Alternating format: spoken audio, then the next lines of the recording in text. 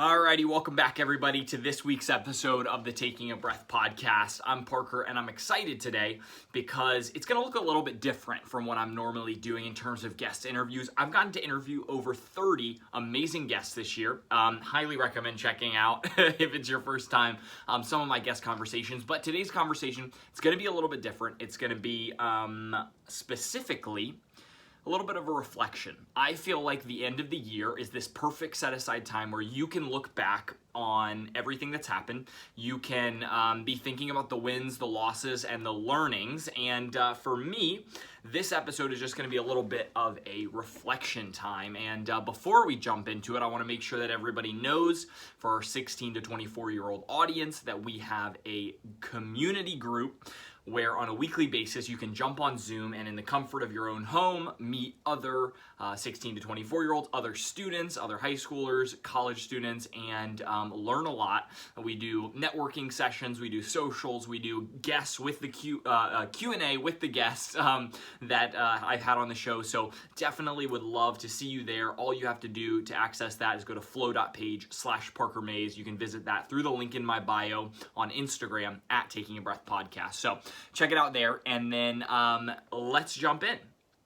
So over the past few months, for a little bit of context, I have been conducting a lot of conversations, but this month specifically, December 2020, I made this intentional goal where I want to have 100 conversations with 16 to 24-year-olds, and as a result of this kind of customer discovery process, I realized something. I was asking people, what is a core value that you feel like for other people, for yourself, what is a core value that you really like to see in the people and in yourself that you spend the most time with? And unsurprisingly, the most common answer was this idea of authenticity, honesty, trust, right? And it's so interesting because then a few minutes later, I would come back with a follow-up question. And the follow-up question was simply this: what is one area of your life that you feel like you could continue to grow in? Or where are opportunities for growth for you?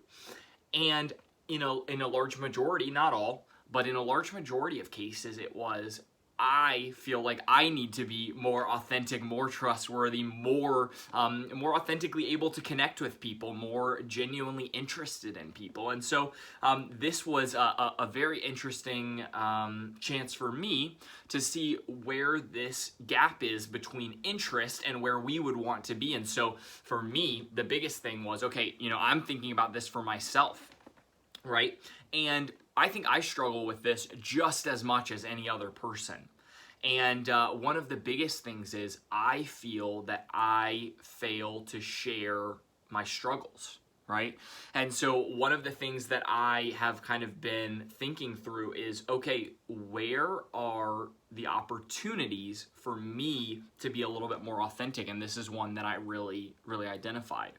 And the reason that I think this is so important is that as we are learning to adapt to social media and so much online interaction, something that we're seeing so commonly is people putting up a front, people putting up the best, their highlights and everything like that. And what we find is that people are now getting so much better at smelling out inauthentic relationships and people. They can smell when you are only trying to sell them something, you're only sharing your highlights, you're only putting up the best. And I think that people are more willing to connect with you if you are more approachable, right? This is something that I've seen consistently. People want to connect with authenticity.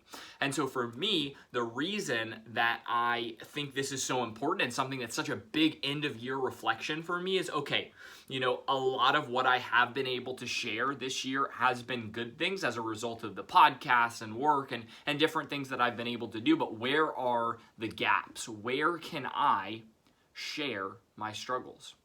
One thing that I wanted to share with you guys today, and in the spirit of authenticity, is the other day, actually just this week, I was having a conversation with someone, and what happened was I realized that, a few hours after this call, I was going to have a call with someone who was a podcast guest, and I was, nervous about it. I'm thinking about the questions I want to ask and the content that I watched this morning, and my mind is in 6 different places at the same time.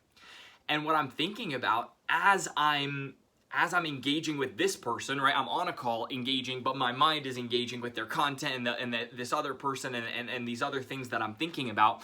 And I realized completely genuinely that in that moment, I was not giving 100% of my attention to that conversation. And so I just had to honestly say, it was probably 10 minutes into the call or something. I was like, hey, I'm going to be honest with you. I've been asking these questions, but I have not been fully 100% present with this conversation. And what I realized was, from their answer, they said, I appreciate you saying that. I appreciate you telling me because I could tell, right? In my mind, I'm thinking, oh my gosh, I'm doing a good job of multitasking, or like in my head, this stuff is more important. And, I'm sure this person can't even tell, but they told me, no, I actually could tell. I could tell you had something on your mind. Do you need to reschedule? Do we need to, chat a different time or a little bit later? And that was, for me, such a powerful turning point. In that conversation, not only in that conversation, in every conversation that I've had over the last week since then. What I learned was people can tell when you're not authentically connected with them. Especially, and over virtual, it's so much harder, right, to even make that connection virtually through a screen. So my biggest takeaway from that is, okay, people can tell when you're not connected.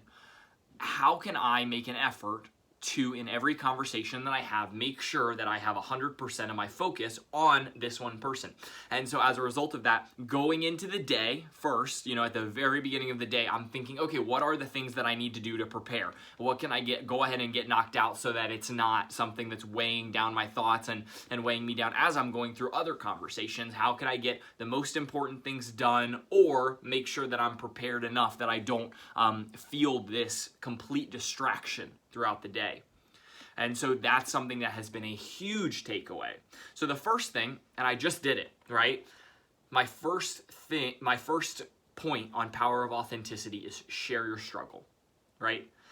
People want to connect with someone who is going through things that they feel like they can connect with, that even if they don't go through that same thing, right? Maybe you have never felt the distraction in a Zoom call or something like that, right? Which I think is, probably next to none of us, because the majority of us have a few things going on. We have, whether it's class or school or whatever it is, we've got a few things going on. And so I'm sure for a few of us, there was that relatability. But even if you had never had that happen to you, I think there was this sense of, oh, he's definitely not perfect, right? That's something that we all knew, but it's this genuine sense of, okay, he cares about the things that he is doing, including even just a simple 30-minute meeting with someone. I want to make sure that I am able to connect with the person and connect with this group right now, the people listening to this. You, as a listener, I'm doing this whole podcast with one person in mind, the person who may be feeling like they want to be more authentic, the person that maybe feels like they are only sharing their highlights, the people who don't know exactly how to convey themselves in their most authentic sense. And so that is where this episode, this conversation, this reflection is coming from. The first thing, share your struggle. How can you be consciously thinking about the things that you're sharing and making sure that it's not just the highlights? The second thing, which is what I just mentioned in the story, is connecting authentically. The power of authenticity is only as powerful as the connection that you bring it to, right? Because I could be authentic with myself all day long. I'm like, oh, I can't believe this. I can't, I did this. I'm very honest with myself, but if I can't bring that relatability to the people that I'm talking to, then the authenticity isn't as valuable, because other people aren't able to connect deeper with the things that I want to be able to communicate. The third thing that I was thinking about as I'm kind of planning, as I'm reflecting on this conversation was, what is the reason behind the lack of authenticity for people? I think that it's so easy to say, we want authenticity, we want to be able to connect with people authentically, but how can people connect authentically if they don't know who they are? How can you be authentic? How can you share yourself authentically if you don't know who you are? You don't know at the core what drives you. And so this is the root of the problem. If you today feel like, okay, I have a struggle with being authentic, I struggle with letting my guard down, I struggle with letting people in, I struggle with trust, where can we start? And for me, the biggest starting point is knowing who I am, right? It's my identity. And there's such a need, especially for young people today, right? If you're a young person that's listening to this, there is such a struggle for identity right now. The world wants to tell you who you are. And what I would encourage you today is you need to not take that outside input for who I should be or who the world or who society is telling me to be, but rather spend that deep, connected reflection time figuring out who you want you to be, right? And so whatever your identity is as a leader, as a mentor, as someone who wants to build better friendships, better relationships, there is such a power in knowing who you are. And so I'm gonna leave it with this today because I think this is powerful. That knowing who you are is going to lead to authentic connection with a little bit of kind of my identity. A lot of people from the guests that I've had on, from the people that I connect with, you know me if I have talked to you, but for me, some examples of things that really helped me to figure out who I am was, one, at the core, my identity in my religion as a Christian, right? I find my identity in Christ. I think that there is such a power for people in that deeper connection because that naturally creates a community for you.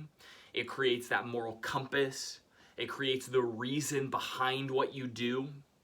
And so, maybe for you, you're not religious, or maybe you are religious and you're not a Christian.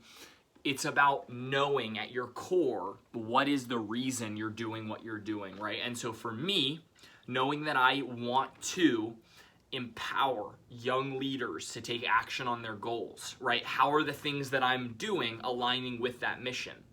But then I think even deeper than that, I think, why do I want that? Why do I want young leaders to take action on their goals? It's because for me, I wish that when I was younger, I had people that could have guided me a little bit better to taking action, right? I wish I had those peers, that network, right? Because I had those people that were older than me, but I didn't have that young inspiration that I have now. And then it's like, what was deeper than that, right? Why would I have wanted that when I was younger? And that's when I started to get to the root of it, where it was like, do I feel good enough, right? Do I feel like I am doing the most that I can do? Do I feel like I'm pouring out my most authentic self? And the answer was, sure, I was doing a lot of things, but were they the most valuable things? And so that's something that I would strongly consider is, what are the things that you're involved in? Where are your involvements? Where are you spending the most time? Who are you investing the most time in? And are those things aligning with your purpose? Because, at the end of the day, I think purpose comes down to something deep inside of you that drives it, right? Now I have this nice mission statement that's, to empower young leaders to take action on their goals, short and sweet. And that's the whole mission statement of Taking a Breath, where I'm at right now in my life. But it goes so deep as to the core of me, which was, I wish that I felt better about myself, right? It was confidence, it was self-awareness, it was things that I had to develop over time when I was younger.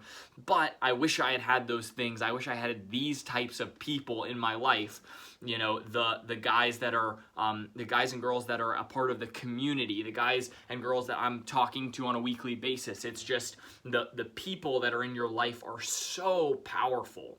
And people say it a lot that, you know, you're the average of the 5 people you spend the most time with. And I believe that so much because as I've leveled up the people that I'm spending the most time with, I see it, right? I see the energy, the excitement rubbing off on me. I get to spend time with entrepreneurs, with young leaders, with mentors, right? And so for me, it's just about creating the environment that you can thrive under, and that's self-awareness. So if you today are thinking, wow, I would love to get to the heart of my purpose. I would love to know who I am. I would love to be able to more authentically share my struggles. It's not something I'm comfortable with right now. I'm a little bit shy. I'm uncomfortable with letting people in, letting people know who I am. Or I wish I could connect more authentically with people. I think there's a lot of reflection that can be done there. I think that I would love to continue the conversation one-on-one with you. This reflection episode was simply a chance for me to share some thoughts, to share some things that I feel like this year have been incredibly valuable learning lessons for me from the 10s and 20s of people that I have talked to, from especially the younger age group. And so I want to be able to pour that back into you on a one-on-one or on a smaller group session. And so if you're interested, please, if today's episode stuck out to you, please feel free to hit me up on Instagram at Taking a Breath Podcast. I want to have those one-on-one conversations around authenticity, especially if this is something you've connected with.